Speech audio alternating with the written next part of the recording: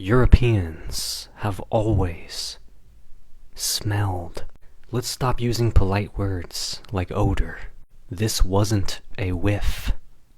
This wasn't a bad day. This was centuries of stewing stench trapped in wool, leather, linen, and flesh. It was historical, systemic, biological stench policy.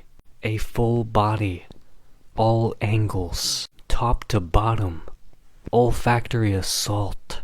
Their breath reeked of rotting meat and mouth fungus because they didn't brush, just chewed cloves or rubbed ashes on their blackened teeth.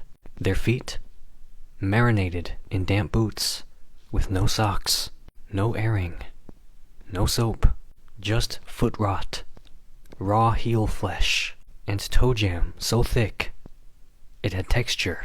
Their groins enclosed in 4 layers of wool and linen, piss-stained drawers, no bathing, and a cultural fear of touching their own genitals. Yeast, sweat, discharge, and fear, all mingling in a mildewed, sexually confused stew.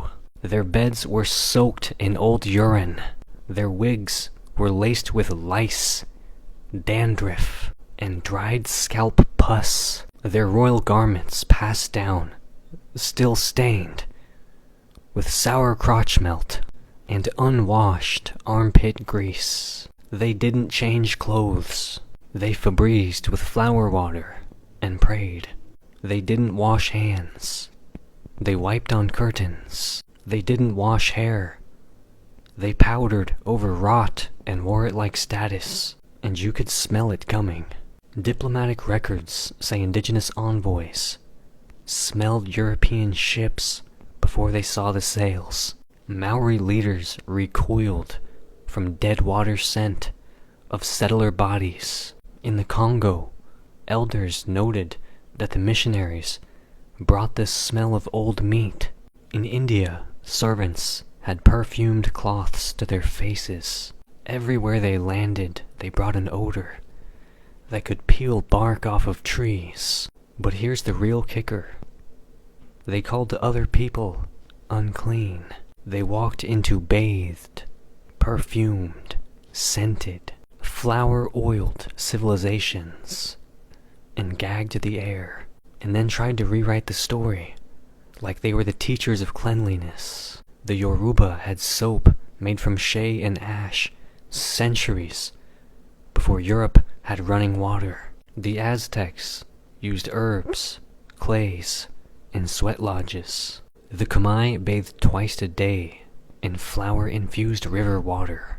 But the Europeans came with crotch fumes, beard rot, and medieval fear, and still claimed moral high ground.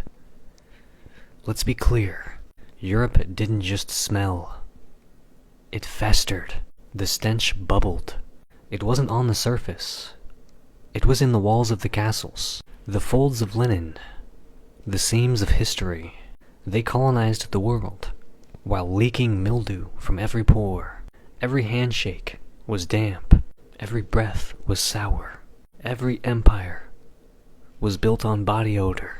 And when the stench got too thick to bear, what did they do? They didn't wash. They perfumed. They didn't clean the rot. They masked it. Europeans have always smelled.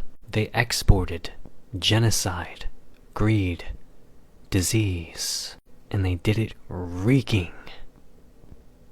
Gope.